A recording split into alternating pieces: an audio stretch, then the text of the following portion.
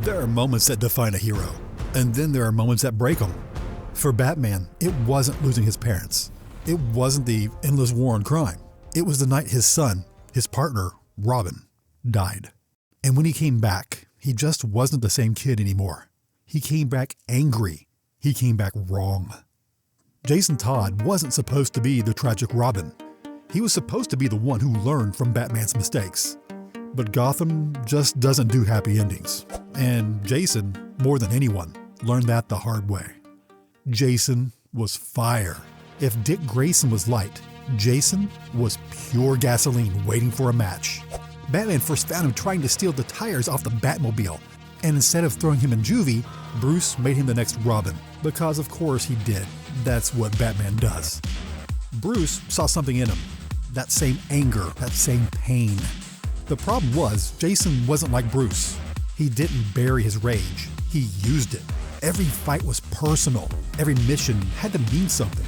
He didn't just want to stop bad guys, he wanted to hurt them. And Batman tried to teach him restraint, but Gotham rewards just the opposite. Jason was too emotional, too reckless, and one day that cost him everything. You see, Jason finds out his biological mom might still be alive, not the woman who raised him, but his real mother. And like any stubborn teenager, he doesn't tell Batman, he just leaves. That leads him straight into the worst possible situation, because the Joker finds out the newest Robin is out there alone, and he decides to make a point. He kidnaps Jason and his mom, and instead of another one of his big elaborate schemes, he just grabs a crowbar. He then beats Jason Todd within an inch of his life. It's brutal, personal. It's the Joker trying to force Batman into choosing between his moral code and his desire for revenge. Then he just leaves. A bomb, a warehouse, and a kid who's too good for Gotham, trying to save his mom instead of himself. And then, boom. Batman gets there too late. The building's gone, and in the wreckage he finds Jason's body. It's one of the only times that Bruce actually breaks. He doesn't scream, he doesn't rage, he just stands there, holding what's left of his partner. He puts Jason's suit in the Batcave as a reminder, and from that day on, he's a different man. Colder, harder.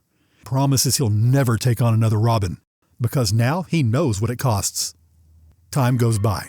Gotham moves on. But one night, a new player shows up. Someone calling themselves the Red Hood. He's taking control of the underworld, and he's not just another gangster. He's methodical and vicious, and for some reason, he knows exactly how Batman operates.